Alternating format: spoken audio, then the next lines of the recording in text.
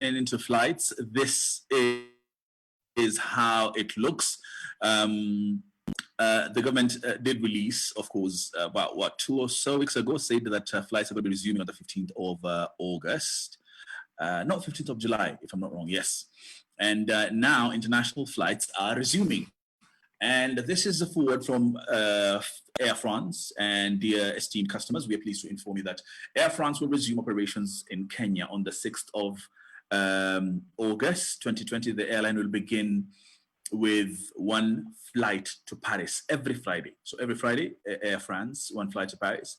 Qatar, on the other hand, are going to be having 14 weekly flights subject to regulatory approval from the 3rd of August. And all passengers are advised kindly check the information published by the government of your destination, not here, but where you're going before traveling, because everyone has new rules when it comes to aviation as well. KLM is beginning on the 3rd of August with 4 weekly flights from Monday, Wednesday, Friday, and Saturday. So every off day is going to be a KLM. And finally, not finally, BA, British Airways is going to be on beginning on the 1st of August. And there'll be 4 weekly flights as well, Tuesday, Thursday, Saturday, and on Sunday. So off KLM, we are going to be doing Tuesday, Thursday, Saturday, and Sunday. And finally, Emirates, like I said, one of the biggest carriers in Africa. We are pleased to inform you that Emirates will be operating a repatriation flight on Tuesday, 28th, so it begins tomorrow. And in addition to purchase can be made onwards destination as long as passengers are compliant with the respective countries' regulations. So you have to ensure that your onward ticket will be bought in Dubai and, of course, following the regulations on so on and so forth.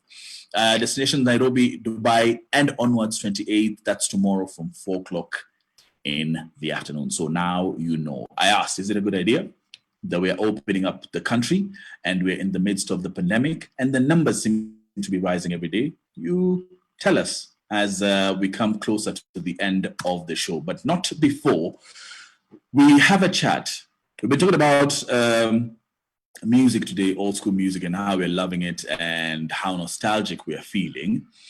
And we did point out that, you know what, when it comes to legends in this country, people who put Kenya in the map, people who put Africa in the map, we need to be a bit more diligent in raising those names. And I've got just one of those names, one of my very close friends, my good friends, and sort of like a brother, I would say, for the last 5 minutes or so, just to talk about artists in this pandemic time and having faith in the good Lord, I would say. Kulo!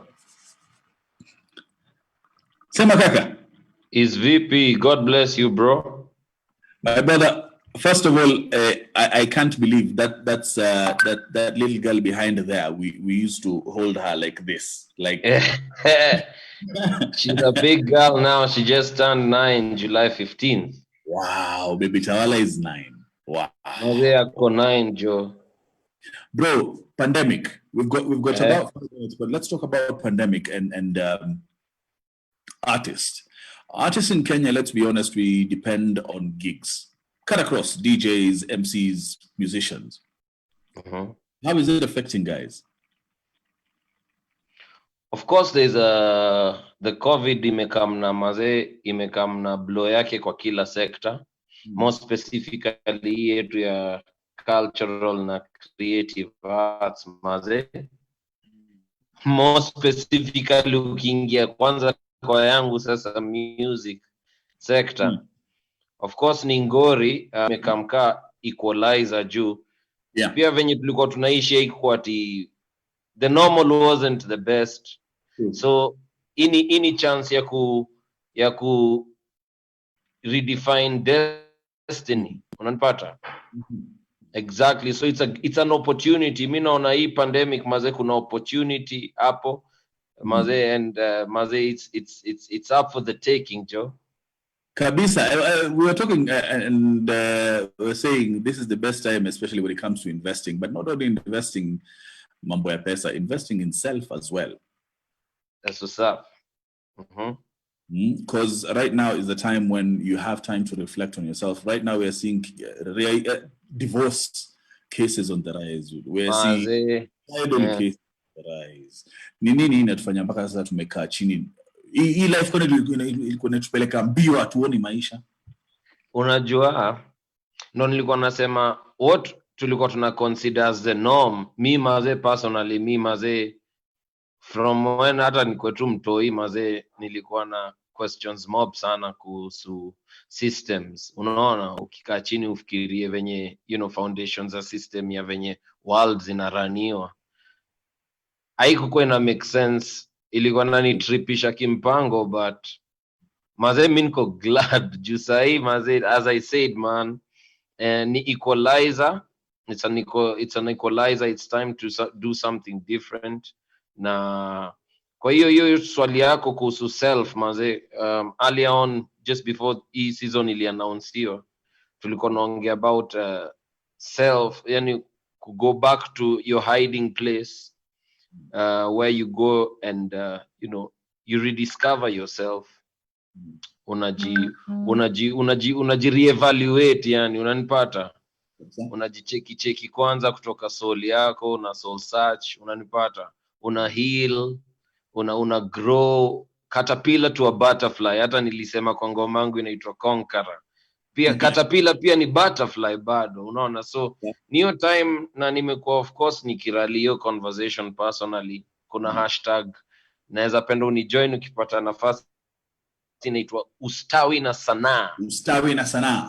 Ustawi na sanaa, na hiyo jina ustawi nimeiboro from the last line of the first verse of our national anthem. Inasema raha tupate na ustawi.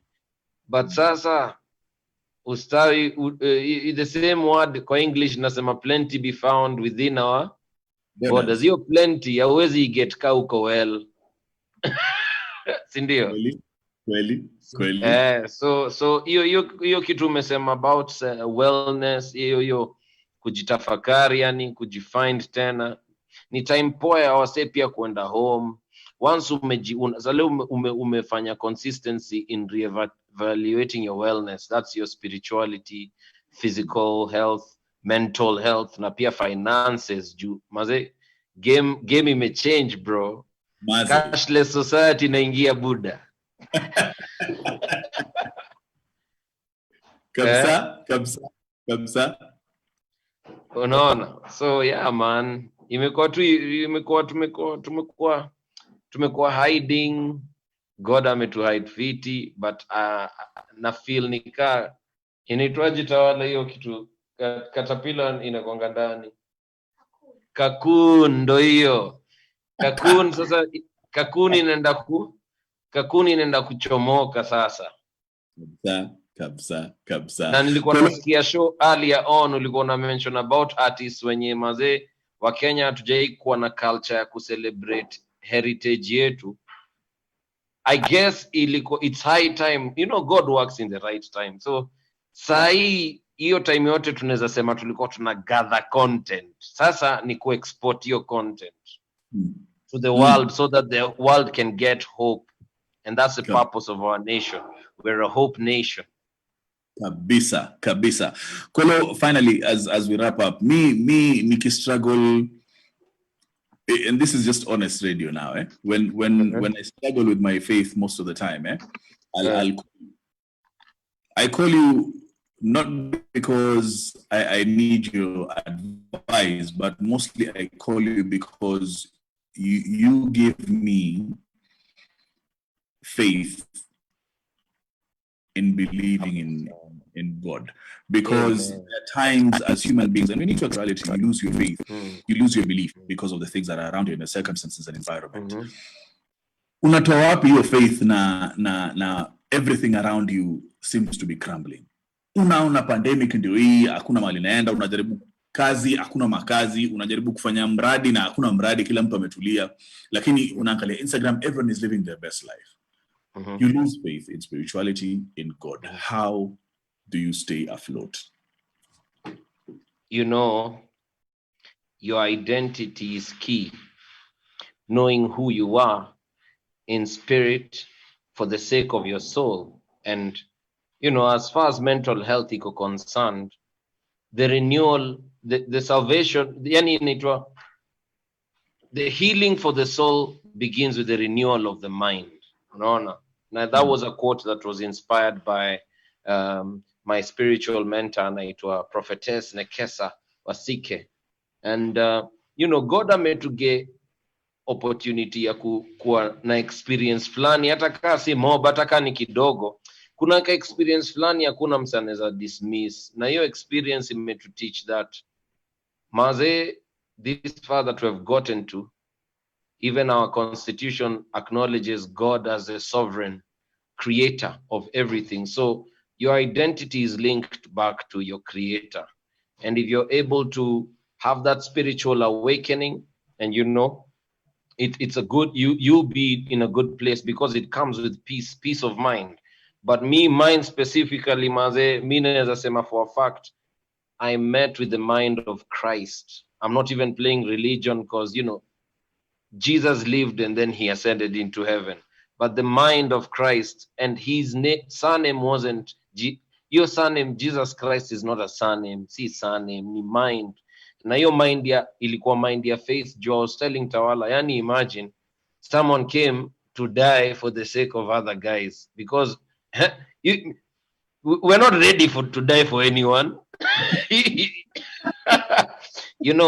So that mindset is what I embraced. I acknowledged what he did on the cross. I acknowledge his blood, because it's a biggest sacrifice. When you think of sacrifice, whether it's time, whether it's energy, the blood counted for us all. And that's why finding even the purpose of my nation through the prophetic word of Kenya being a springboard of revival, then once you understand purpose, maze, destiny cannot be taken away from you, So yani maze, hata saa zile through circumstances unajua una understand darkness lazima ikue. Lazima tupitie milima. Life haiwezi kuwa the same at if everything is all good all the time, at kila saa tu ni kusele. Ai, hapana, inabo. Throw me something, throw me a mountain, man.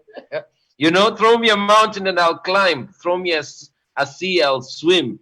Put me in the fire, man. It'll only burn the ropes that you've tied me in, like the 3 Hebrew boys, So there's no time to give up, man. And just the last word that I received yesterday was from the book of Zechariah 2:5. That's even what I'm reading. And the last sentence that I've written on my notes is, I am an apple of God's eye.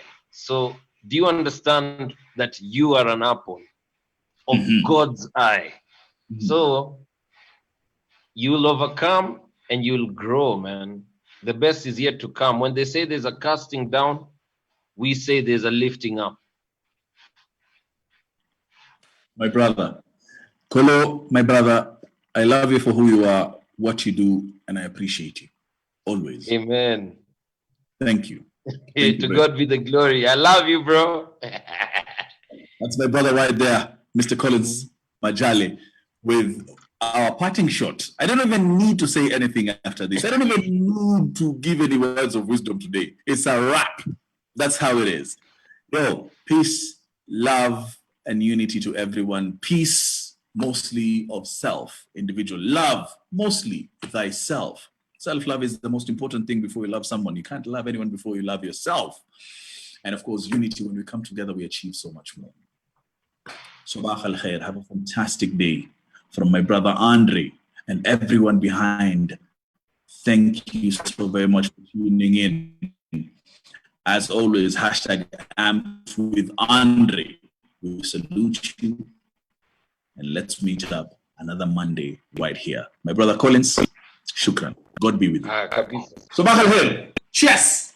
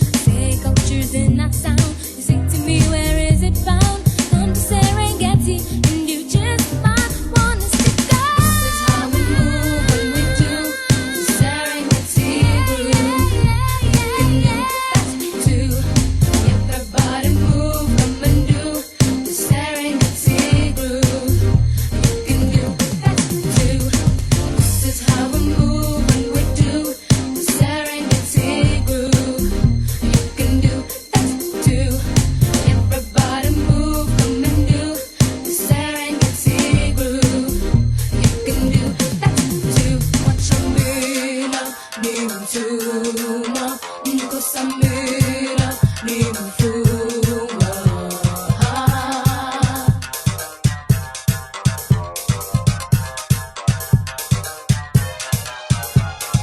This is how we move and we do the Serengeti groove. You can do that too.